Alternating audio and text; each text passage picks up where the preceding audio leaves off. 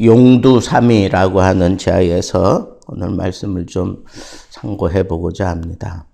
이 열왕기 상하하고 역대 상하하고 이렇게 같이 살펴보면 조금 구체적으로 특별히 유다 왕에 대한 본문을 기록한 것은 이 열왕기서에서는 북이스라엘을 중심으로 기록되어진 역사책이라고 우리가 생각하기 때문에 거기에 유다 왕에 대한 얘기가 나오는 것은 이 북이스라엘과 관계가 있는 그런 상황 속에서 잠시 언급이 되는 거기 때문에 구체적으로 내용을 이렇게 살펴보려면 역대하를 봐야 합니다.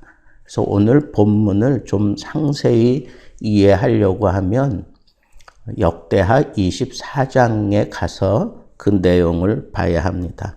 근데 역대하 24장에 가면 어떤 내용들이 여기에 더 담겨져 있느냐 하면 여호야다, 이 대제사장 여호야다가 죽고 난 이후에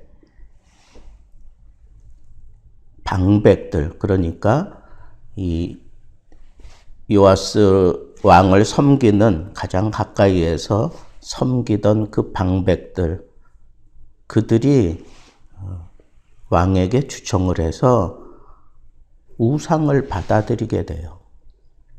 아세라 목상을 받아들이게 되고 그런 것들로 인해서 이 정국이 혼란한 정국에 빠지게 됩니다.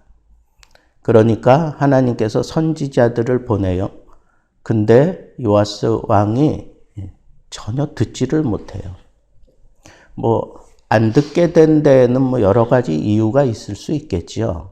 그런데 무엇보다도 이 우상을 받아들이고 나면 사람이 어두워져요.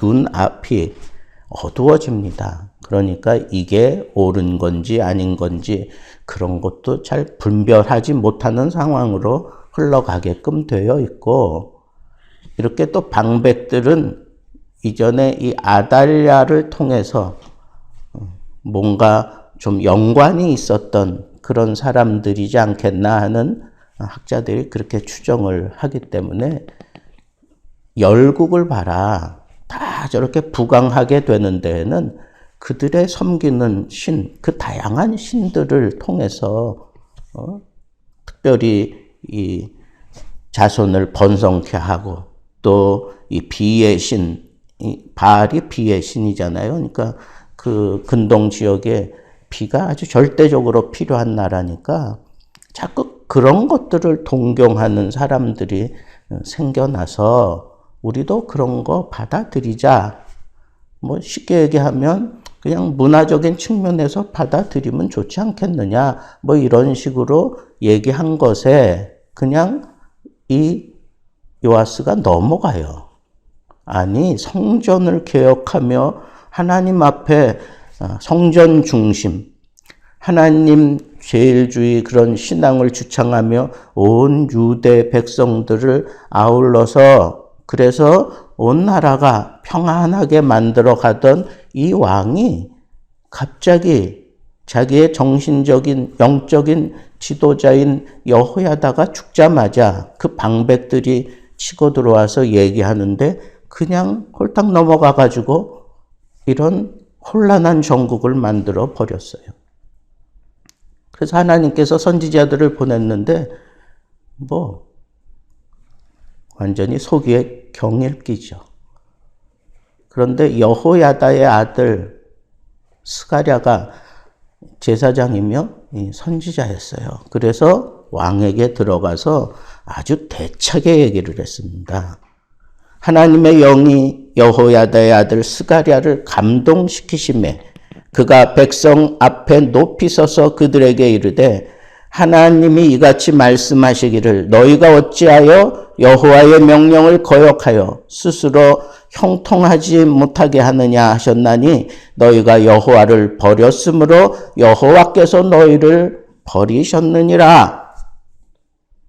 그 얘기를 듣는 백성들도 이 왕과 이 방백들과 함께 꾀해서 왕이 명령하여 그 스가랴를 돌로 쳐 죽여버립니다. 여호야다의 아들까지 지금 죽일 정도로 분별력이 상실되어 버린 요아스 왕의 모습을 여기서 우리가 봐야 합니다. 7살의 왕이 돼서 약 30년간은 여호야다 그 후광을 입으면서 온 나라를 안정시키고 그리고 부강케 했던, 왜냐하면 북이스라엘에 아주 막강한 왕이 있었거든요. 같이 세력을 다툴 정도로 밀리지 않고 그렇게 유다 나라를 막강하게 지키던 그런 왕이 어떻게 저떻게 해서 그 마음속에 우상이 파고드니까 아주 이렇게 쇠락한 그러한 자리로 떨어지는 이런 모습을 이 역대기에서는 아주 집중해서 다루고 있습니다. 그래서 하나님께서는 그 스가랴가 죽고 난 1년 후에 1주년 그 말에 아람 군대를 일으켜서 이 예루살렘을 쳐들어오게 만들어요. 근데 아람 군단은 군대가 작아. 근데 이 유다는 엄청난 군대를 가지고 있었지만 하나님이 거의 개입하셔가지고 아주 참패하게 만들어요. 그래가지고 예루살렘을 계속 이렇게 싸고 있으니까 성전의 보물, 왕궁의 보물 다 긁어가지고 갖다가 주니까 그제서야 돌아갑니다. 성경은 계속 얘기를 해요. 우상을 받아들였기 때문에 너희가 이와 같은 징계를 당하는 거다. 선지자들을 세우면서 분명하게 얘기하는데도 깨닫지 못해요. 도대체 왜 그럴까? 어떻게 여호야다의 아들까지 바른 소리 하는데 그걸 쳐 죽이는 그런 자리까지 들어갔을까? 도무지 저는 잘 이해가 안 갔어요. 사람이 의리가 있지 어떻게 그럴 수가 있느냐고요. 1, 2년이냐고요. 누구 때문에 자기가 그 아달랴의 그 화를 피하고 살아나고 왕이 되고 그리고 이렇게 선정을 펼칠 수 있었는데 어떻게 여호야다가 죽자마자 이렇게 방백들의 의견을 받아들여서 우상을 받아들이고 그렇게 우상을 피우느냐고요. 꽃처럼. 근데 오늘 저는 본문을 계속 읽고 또 읽고 또 읽어봤어요. 역대기 24장을. 그랬더니 거기서 제가 한 가지 깨달은 게 있어요. 그게 뭐냐 하면 우상을 받아들이고 난 다음에 행동한 것에 대해서 이 선지자들이 이구동성으로 얘기하는 게 뭐냐면 너희가 이 하나님을 버리고 우상을 받아들였기에 너희들은 스스로 형통치 못한 길로 가느니라 그랬어요. 스스로 형통치 못한 길로 가느니라. 여러분, 우상을 받아들인 자의 시작은 자기 스스로 형통한 길을 선택하지 못한다는 거예요. 스스로 형통치 못한 길로 간다는 거예요. 그리고는 말도 안 되는 은혜를 이렇게 배신으로 갚아버리는 여호야다의 아들을 돌로 쳐 죽이는 그런 악행을 저지르고 그 악행 때문에 결국은 요아스가 나가서 또 전투하다가 상처를 입어요. 그런데 그 적군이 그냥 내버려두고 갑니다. 겨우겨우 살아남아서 돌아오는 길 그 밀로궁에 침실해서 자기의 부하들에 의해서 죽임을 당해요. 그런데 성경에 그렇게 얘기합니다. 여호야다의 아들들의 피로 말미암아 반역하여 그를 그의 침상에서 쳐 죽인지라. 이 요아스 왕이 왜 이렇게 비참한 죽음을 당했느냐? 여호야다의 아들들의 피로 말미암아 죽었다는 거예요. 하나님께서는 반드시 그 악에 대해서 보응을 하셔요. 그리고 이스라엘 백성들에게 이렇게 경고했어. 너희가 조상적부터 섬겨오던 여호와를 버렸으므로 여호와께서도 너희를 버려. 이 말씀 기억나지 않습니까?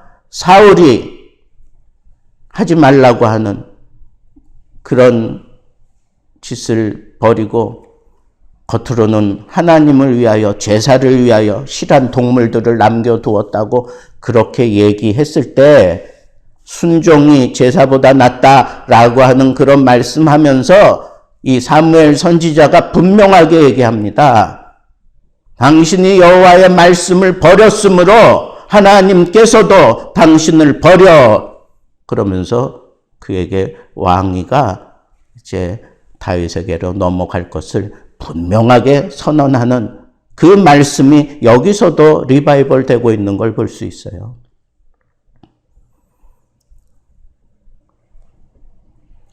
(40년) 동안 통치하는 동안에 잘했는데 왜 이 말년 10년여간은 이렇게 아주 패역한 길을 갈 수밖에 없었는지.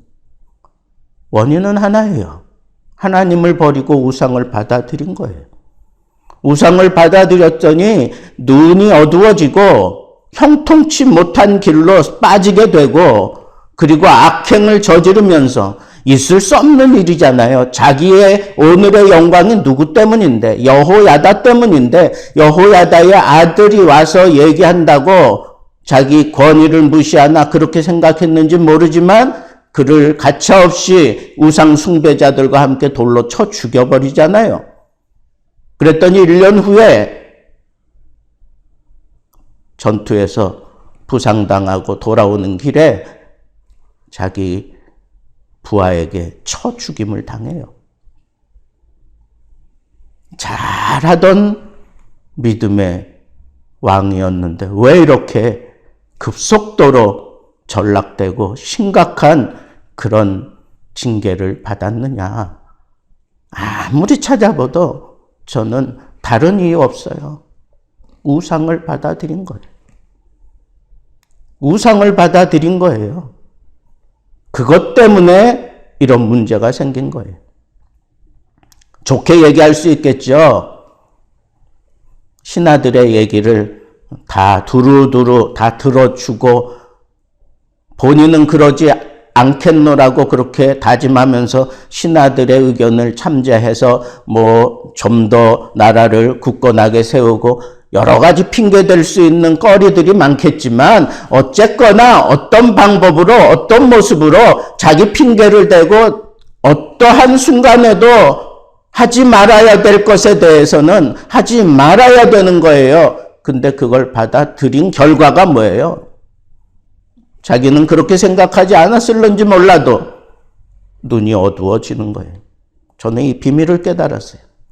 우상이 정말 무서운 거는 스스로 형통치 못한 길로 가게 만드는 것.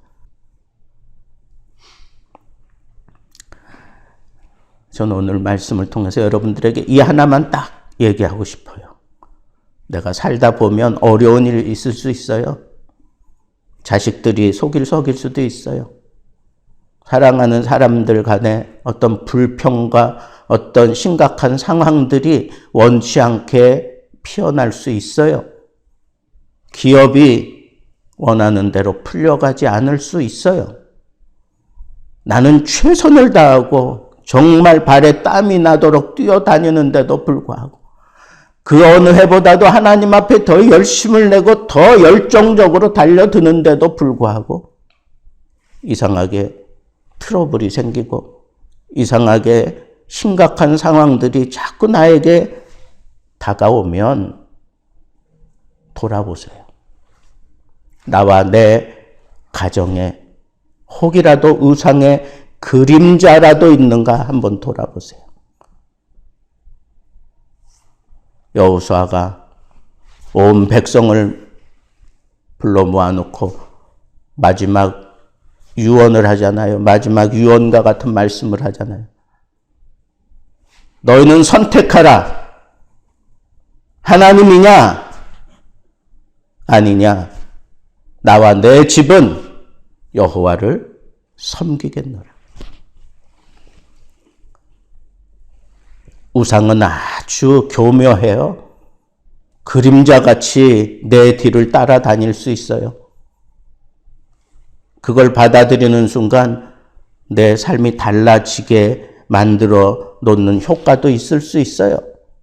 그러나 여러분, 하나님이 가장 싫어하는 것이 우상이에요.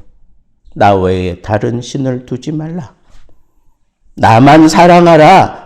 나보다 더 사랑하는 것이 있어서는 안 돼. 오로지 나만 추구하며 살아야 돼. 그게 너희들의 행복이고, 그게 너희들의 안전이고, 그게 너희들의 영광이다. 성경은 수없이 수백 번 그냥 그 말씀을 반복하며 우리에게 제시하는데, 우리는 왜 이렇게 혼란한 그 틈으로 자꾸 빠져 들어갑니까?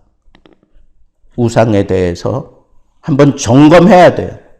내 가정에서, 나와 내 집은, 나와 내 교회는 이 우상의 그림자도 비치지 못하게 만들어야 합니다. 오로지 하나님의 빛만 가득 찰 수 있도록, 하나님의 사랑만, 하나님의 영광만 드러나는 그런 가정으로, 그런 교회로 만들어야 합니다. 그럴 때 하나님께서 책임져 주십니다. 잘 나가던 사람이 참 끝에 이렇게 참 실망을 주는 그런 경우를 우리는 용두삼이라 그런 표현하잖아요. 내 인생 하나님 앞에서 정말 용두삼이가 아니라 점점 더 확고해지고 더 굳어지고 더 하나님을 향한 이 열정이 뜨거워지는 나팔처럼 점점 커지는 그런 믿음으로 말미암아 나와 세상을 이기고 하나님 영광 드러내는 청결한 참다운 하나님의 사람들 되기를 주님의 이름으로 축복합니다.